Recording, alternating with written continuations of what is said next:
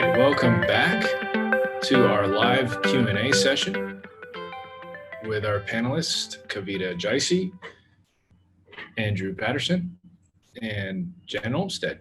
So we wanted to make sure that we were live for a Q&A for the people that are joining us. And we've got some questions for you. We're going to jump right in. If you have a question at home, please feel free to jump on the Q&A panel and type it in, and we'll keep track of those that we answer. So first up, and I'll leave it for you to decide who should answer this. With schools going to distance and online learning, how are students at SIS being assessed? So we talked about how we're assessing the parents' reaction to all this, but how are students being assessed? Andrew, Kavita, who would like to answer that? I'll start if you like, and then I'm sure Kavita can add to it. So of course, students are continuing to be assessed right throughout, just as we would normally do in a classroom.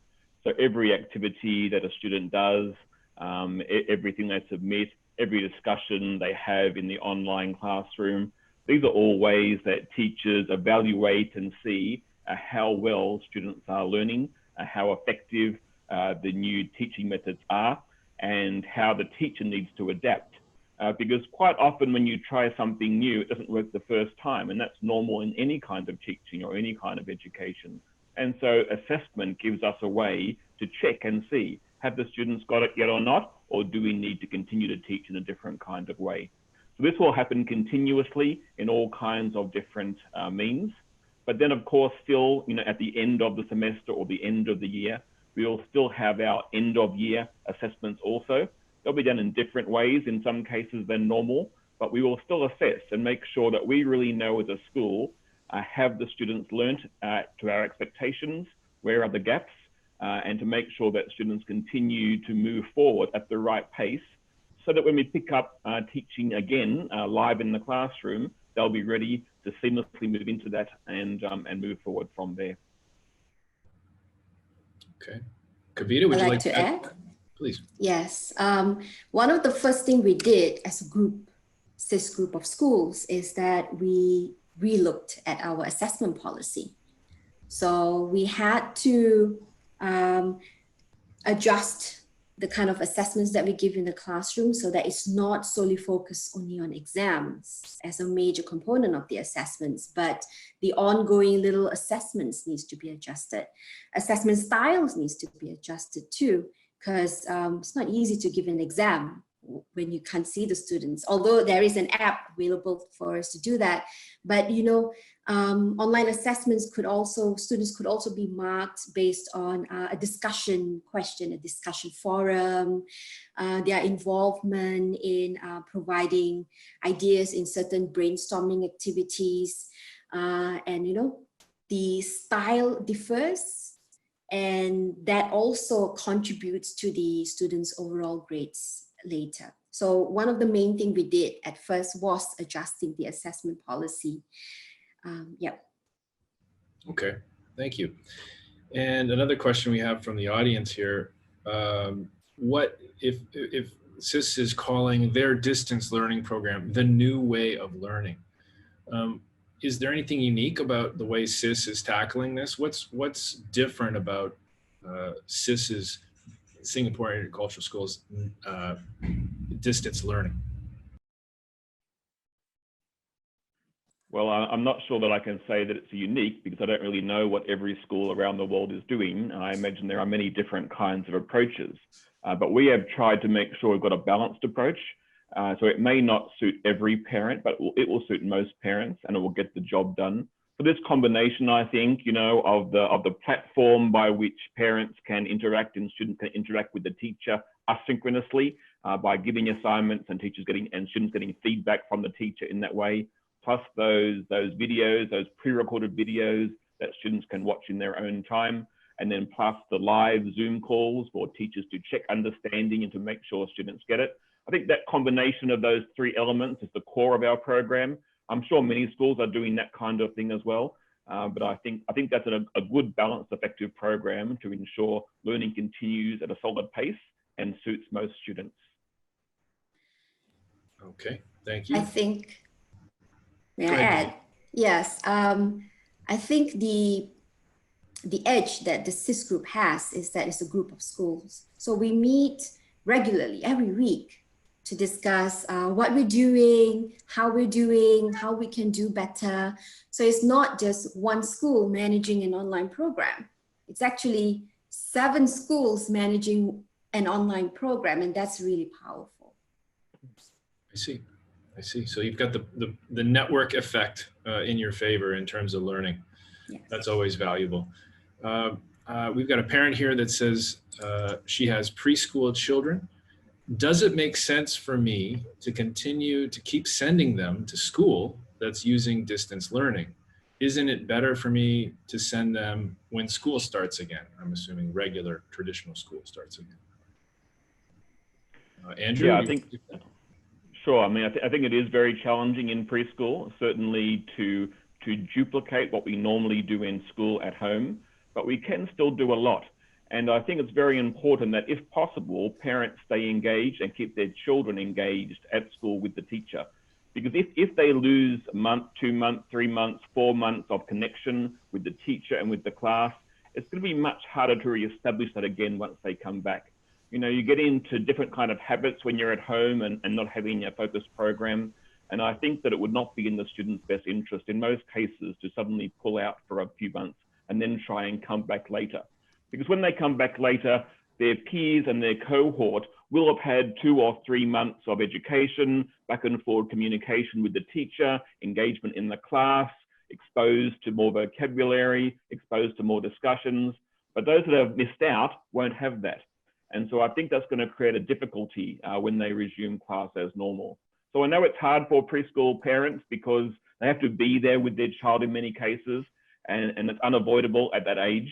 But if they can persevere through, I think the end result is very beneficial for their child, that they push through with their child and see this to the end. And then their child will be more comfortable then to resume normal classes once we're back in the classroom. Okay. I'd like to add something. Yeah, as Andrew said, you know, a preschooler goes to school because we want them to develop socialization. You know, they socialize, they develop the social skills, and sometimes it's hard to replicate that at home. But you know, going fully online, there's also another skills that we look at would be motor development. So that is something we could possibly replicate at home by doing full online, but you need to have the right person who knows the right techniques to do it. Yeah, so as the teacher probably guides you online, you know, you need to follow it up with some activities at home so that those motor skills are equally developed. So without that pseudo teacher kind of support, it's a little bit harder to do it fully online. Yeah, so it sounds like, sorry, yeah, go ahead. If I could add to that also, I think that's right. And also because teachers are in the best place to know how the whole class is going.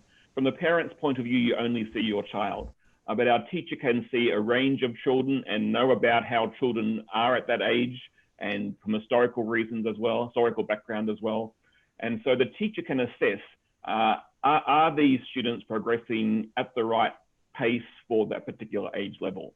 So even though the student may not be in the physical class, that assessment is still taking place, that evaluation of their progress, that engagement with the teacher, that style of learning. And I think that's what we don't want to interrupt if we can avoid it. You know, research shows that preschool is very, very important for future learning.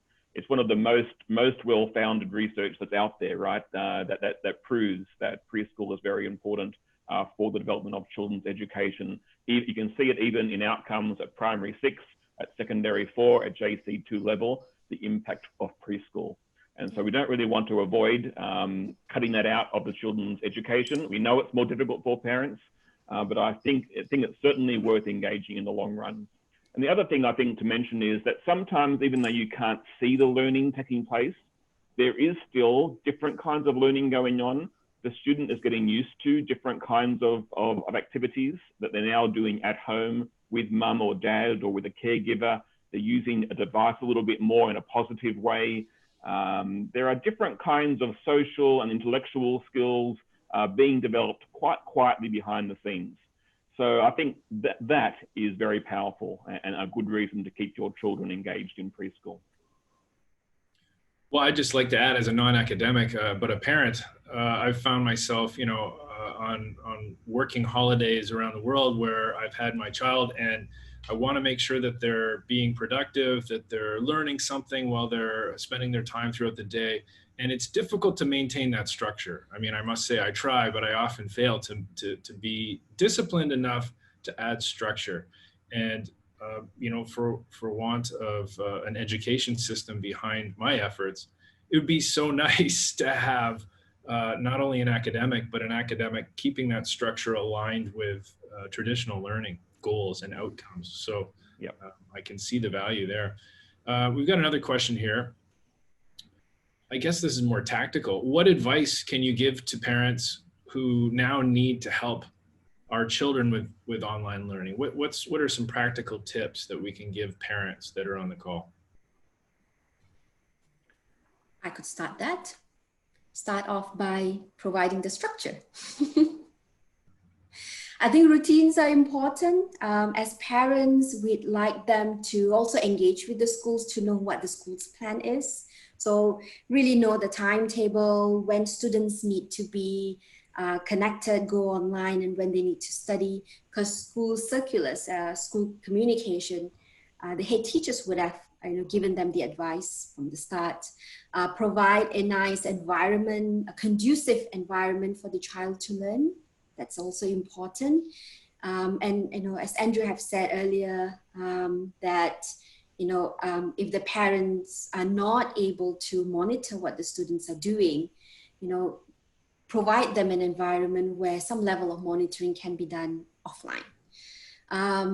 Also help them or work with them on, where structure and routine is concerned. Give them breaks in between, because, going online, glued on a computer for too long a time is also not that good. It's not that healthy.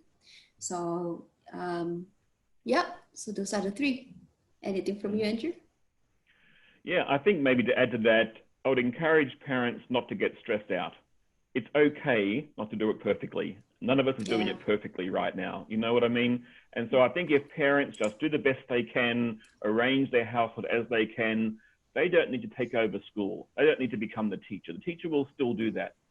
So we just need the parent support for the younger grade levels, just to help with the communication a little bit, with the tools a little bit, and to try and support the school, in what we're trying to do.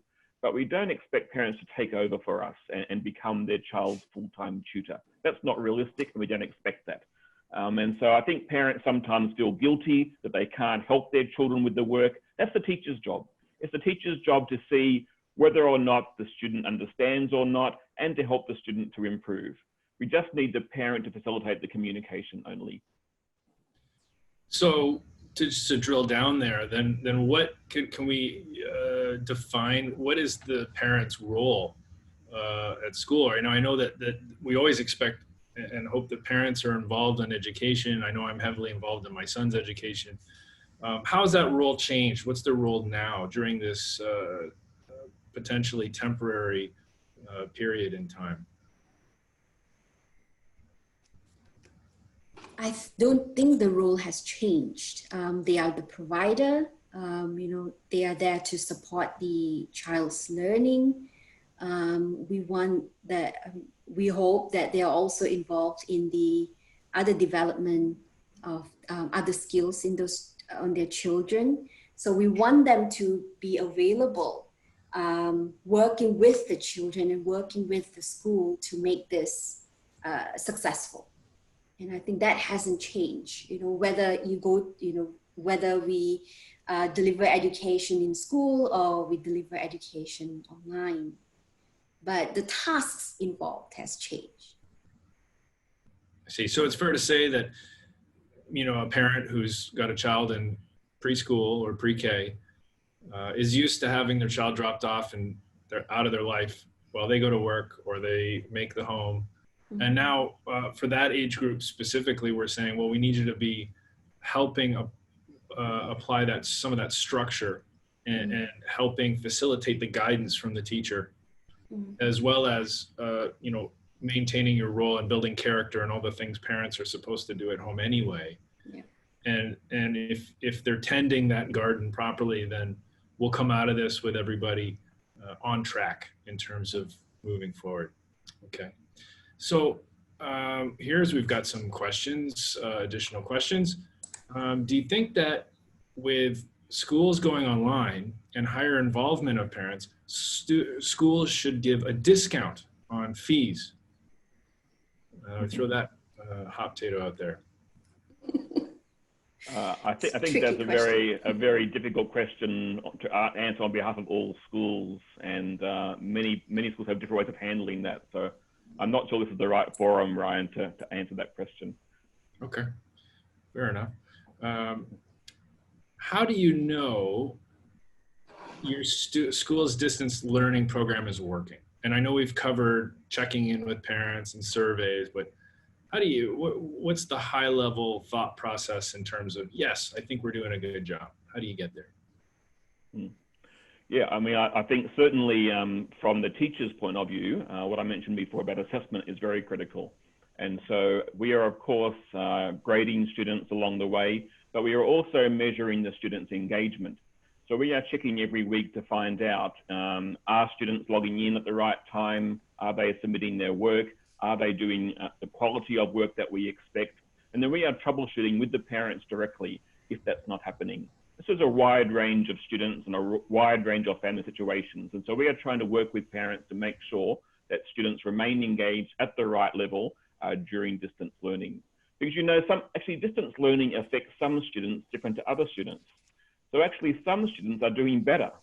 Maybe the introverts, for example, are thriving being at home and without the pressure of the social environment, maybe the insecurity they might feel at certain times. They're doing really well, working harder than ever. But other students who are more social, more engaged, require that more physical interaction are struggling more. And so in either case, we need to adapt to those student situations, support them and encourage them, and make sure they can work through distance learning in the best way possible. So teachers are continually monitoring that and working case by case with students. And from the school end also, we're also monitoring that and checking those engagement scores, checking those results, still doing standardized assessments, just to make sure that we are on track as a school in delivering the outcomes we promise parents. So in that case, in that sense, maybe in terms of who's getting the most out of this in terms of comfort, those children going through puberty might be experiencing either highs or lows right now that the others are not. Could be. Yeah. Okay. And Ryan, I think you also brought up the point about, it's important that, another thing, there's another element to making, to really know if the school distance learning program is working is by looking at or assessing also where our students, teachers, and parents are with regards to their mental health. So I think that's also a bigger element, an umbrella element, and that's a work in progress because we're trying to figure out how we can support them in that sense as well. Okay, fair enough. I'd imagine that there'll be a lot of books written about mental health after we get through the COVID-19 era. I'm sure. Okay. So here's a question from a parent. I'm thinking of switching schools, but with the COVID-19 pandemic on, I am unsure. Any advice on how to select the right school for my child? Okay, well, I can start on that one if you like. I think the foundational qualities are still the same. So when you assess a school, you've got to look at what's behind that school. Does it all rely on a single person to make sure that things happen in that school? Or does that school have good backup, good expertise behind running the school to ensure the school is meeting the international or the local standards that they say they try and meet? So I think the backup of where the school gets their resources from, and I guess established quality, you can see, I guess, from the history of a school, have they consistently produced good results, good outcomes? Do they have students going to good universities? Is there proof? Is there proof that they can deliver the outcomes for students? For me as a parent, I'd be looking for that. Adding on to that, now that we're talking about online learning, and given the fact that when school opens in July, August, we could likely still be closed and we could still be doing online learning. So, or there might be another repeat of a different kind of pandemic. So right now, I think you might also want to consider looking at schools that are conducting their online learning well, so that, when emergency closure happens, you know that your child's education is still properly handled. Now, again, I'm going to put my parent hat on because it's so easy. That might sound like a bit of a challenge, right? You can't go anywhere, you can't meet, interview the teachers. Would it be reasonable to say, I would like to have a Zoom call with the head teacher, the principal, or I'd like to have some type of viewing of how an online class is going, sit in on a Zoom call?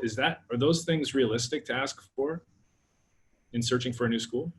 Yeah, I think that kind of thing that we can do. Certainly at my school, we are planning to do some virtual Zoom parent meetings to encourage prospective parents to come and hear me talk about our particular school. I mean, this particular forum here is more general, right? We're talking about distance learning in general, not about my school. But in these particular Zoom calls for parents who are interested in my school, we will run those Zoom conference calls. They can ask questions of me. I can answer directly. I can show examples of what our students are doing. And so I think that's very doable. And certainly parents who are starting the school in July need to be aware of the possibility that schools will still be in distance learning. We don't know for sure. No one knows for sure how things will be in July. And so I think there'll be good questions to ask about how is your school handling distance learning? How are you adapting? How are you improving? Can you promise me good quality education for my children if we are doing distance learning for the next 6 months, say? Right. Well, maybe not a bad time to plug. CIS group of schools are having individual open houses on May 8th and May 9th, and they'll be doing them through Zoom, I understand. So it will be very much alumni from overseas university that are popping in for a talk, head teachers and teachers, as well as maybe some students that will be discussing and answering questions in a similar forum to this, but for each individual CIS group school. So stay tuned for that if you're looking at schools, for sure. Let's go back to, we've got another question. Do you have virtual 3D tours? Well, we do. CIS does have virtual tours of Bona Vista, the campus in Jakarta, as well as the Kelapa Gading campus in Jakarta.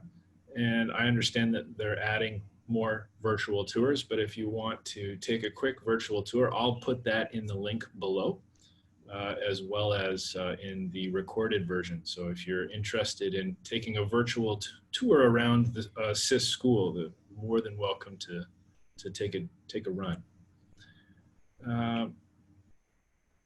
How can I find out more info about your school now that we cannot visit your school? I think we've addressed that. You could take a virtual tour, or of course you could reach out to the admissions teams of any school. Please check out the website. It's got a number of different avenues of approach, different ways to get in touch, brochures.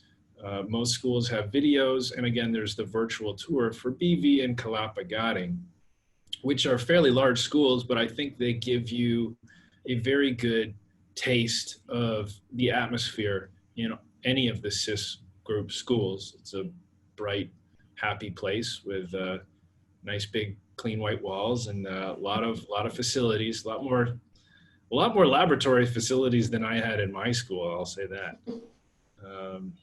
Yeah, so let me see if we have any more questions here. What's been your experience as educators so far at a personal level? I don't mind. I hope you don't mind if I asked, how are you dealing with this, Andrew, as an educator? Kavita, how are you dealing with this? Is is this a more opportunity than challenge, or challenge? You know, what is it for you personally so far along our independent journeys? Well, I'm certainly seeing it. Oh, you go ahead, Kavita, first. Go ahead, Andrew. No worries. I'm certainly seeing it as an opportunity. Of course, it is somewhat stressful to operate in a crisis situation, but I kind of thrive on that a little bit anyway. And I want to make sure that we have the best possible outcome for the school after this crisis is over. And so I'm energized by that, about troubleshooting and trying to make things better. I like to do that. So I'm kind of energized by that. But at the same time, I know as a school leader, I'm juggling several different things. I'm juggling handling the actual medical crisis, the risk for students, the risk for teachers, the fact that we have expatriate teachers also who certainly will feel the pressure to go home to their home countries, being aware of our responsibility to our teachers and staff in the school. That's a very big part of what a school leader does. At the same time, we have to have the business savvy to make sure that the risks financially are also managed. Because there's all kinds of potential outcomes from this crisis as well. We want to make sure that our school has a good financial foundation to serve us many years into the future. So juggling all the issues there. And then, of course, you've got distance learning, a whole new way of learning, training of teachers, communication with parents, managing the admissions process in a different kind of way now. So there are many different areas to juggle at the moment. But me personally, I kind of thrive on that, but I'm working long hours, I must admit, and had a few late nights in the last few weeks, but hopefully the outcome is good for my school in the end. Kavita? All right. So I work, my job revolves around supporting schools and teachers in their academics and also in the area of curriculum. So what this has done is definitely an opportunity. We have this professional development program for teachers.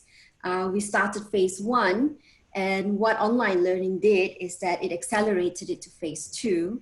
So, you know, I'm looking at how I could support those teachers. So we are looking at conducting webinars on the topics that teachers need help, and covering technical skills, maybe even mental health. What are the strategies and classroom tips that, you know, they can apply in their classes so that they could provide these students and also parents a better online learning experience. I see. Well, it sounds like, you know, neither one of you are walking away from this challenge. Rather than you're diving into it. So that's great to see. As somebody who's worked from home office about 50% of the week for 6 years, it's nice to not be the only one doing Zoom calls. It's interesting. Everybody's catching up. So I know that my own personal productivity, after I acclimate, after I get used to working from home, which took a long time, I got to tell you, as a professional working in an office, and then in 2016 switching to 50% time in the home office, it took me almost a year to get comfortable with that. I found myself struggling with the transition, and I have a lot of empathy for parents and for students, and of course educators who are going through that process now. So good on you for having the right attitude. Kavita, what are academics around the world saying this will do, this effort to educate suddenly inside the classroom? How will this affect children globally? Is this going to be a lost year? Is there going to be an opportunity to fast track productivity up, productivity down? Where is this going to leave children globally around the world? Are we all in the same boat, or is this country by country specific? That's a good question. Okay, one ponders, and I think as much as there are difficulties presented here to some teachers and some students, there are also a lot of opportunities. One of the opportunity I can think of would be, with students being engaged online, and now that they have a feel of doing this full time, the students might see, furthering their education online as a viable option. Okay, so that is one. And also, some might be completely put off and decide that I'm not even going to do this. But, there is definitely,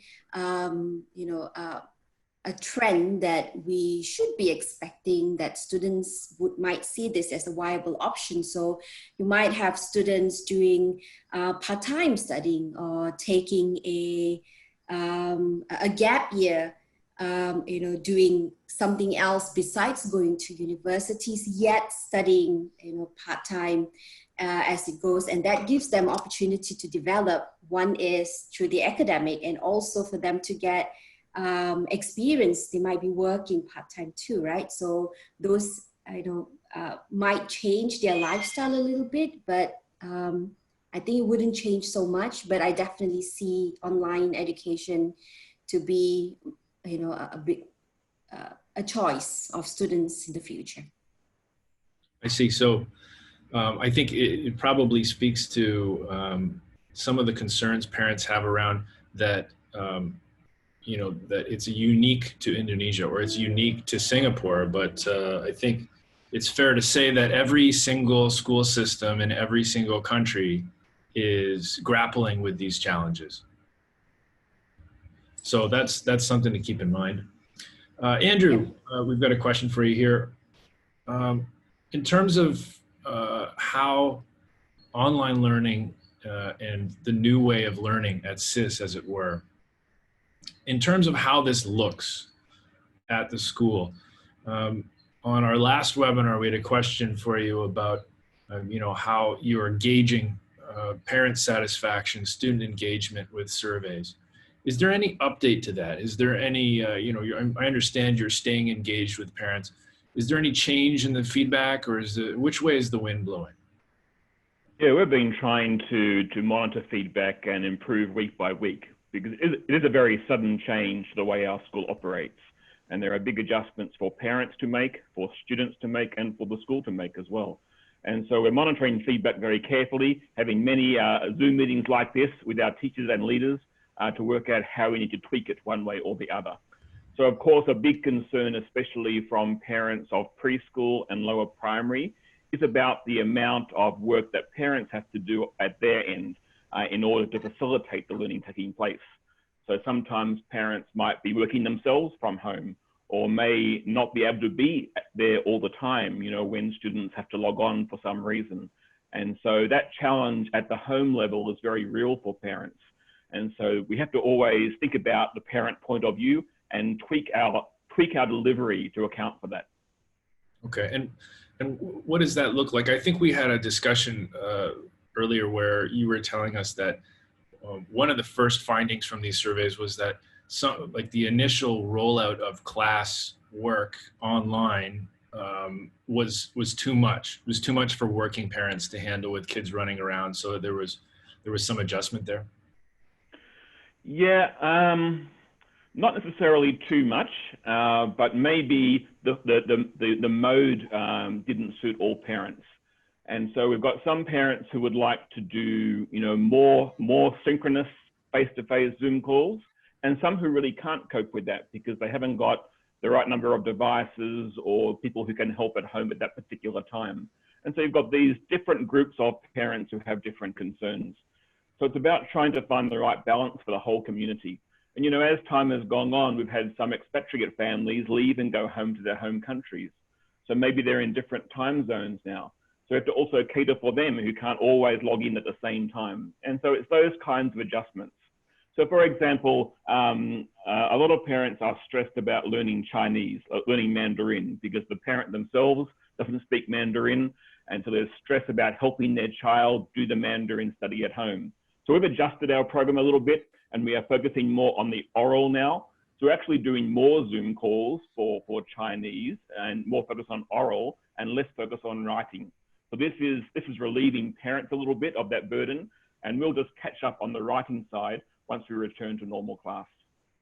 So it sounds like a key component of successful online learning, no matter what kind of organization you are, is not just about broadcasting and pushing the message out, but also listening and adapting.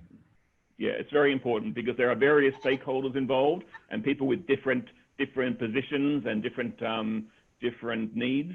And so you've got to find the right balance for everyone. Right. Okay, Jen, we've got one for you here. You mentioned Goformative. You mentioned a few platforms, and just so everybody is aware, we've pasted the links to those platforms in the chat. So feel free to copy and paste and save those, explore those great platforms that Jen called out. Jen, I want to zero in on just one, and not to get too granular, but Goformative. That seems really interesting to me. Can you walk us through a typical use case of Goformative? What's really fantastic about Goformative is that it allows the teacher to interact with every student instantaneously. So Goformative creates this platform so the teacher sees the screens of every student. So the teacher can ask a question and every student can answer at exactly the same time. So there's no lag between the teacher asking a question and getting results from the student. Every student gets to respond from every teacher. And this is actually far more powerful than the traditional classroom because the teacher knows what every child is thinking at the same time. So they can address any misunderstandings, any child that's lagging behind. It's quite revolutionary in a way because every child is getting a personalized journey in their education. So it sounds like, to a large extent, even after lockdowns are lifted, kids are back in school, some of these platforms, some of these learning platforms are getting their spotlight moment right now and may find their way into the regular, more traditional classroom. Is that safe to say? Absolutely. I think this is a wonderful opportunity for us to be able to move forward by taking what's best in the traditional classroom and what's best in the virtual world. And in that, create a whole new blended way of teaching and learning that's actually going to be better than what it was before. Okay. Well, that's the way I look at it. And some of my friends and family, and as a father, I also look at it like that. But I'm always curious about, at the senior academic level, and maybe Kavita, this to go back to that question about, what are academics saying about the impact of this globally? What about at a micro level? I mean, what have you been hearing from some of the same surveys that Andrew was talking about in terms of what value add are we going to get from distance learning right now? And I know there's concern about, is it going to hold up to traditional? And I think there's some debate there, but schools like CIS are really, really adapting aggressively. And I'm curious as to, is there more than one silver lining here? Right. So I would say that one of the value add is definitely with all of us doing online learning now, teachers' technology skills has improved. So there is definitely adoption of technology. And you know how when it comes to introducing change in a work environment, you always have the early adopters and you also have those who just refuse to adopt. But now with a situation here and because this is so sudden, everybody's adopting technology. Of course, there are some levels of struggles coming here and there, but I could also see that from the last survey that I've just done with the teachers, that teachers genuinely want to improve their technology skills. And it's not just on common platforms or platforms that are easy to use. They really want to do better. So, with this kind of drive, we know that teachers' technology adoption is definitely going to improve. And that would, as Jen said, make them open to having or conducting blended learning type of classroom when schools open 100%. Because now that they've experienced it, they have worked towards developing that skills. They might have even perfected doing it online. Why not bring it into the classroom? Because one of the, of course, the benefit of blended learning is, in some studies, they say that blended learning gives us better students engagement and also, a better personalization of students learning, and that's good for the kids, right? So I see that happening. And also, now that teachers have tried getting students' attention, especially in a synchronous classroom, and sometimes it's hard to keep them engaged when they are online, they would have tried new pedagogies, new learning techniques. And that would be also definitely a learning curve for them that they might bring into the classroom. So the silver lining is, I think the teachers' classroom practices will change for the better with the introduction of e-learning.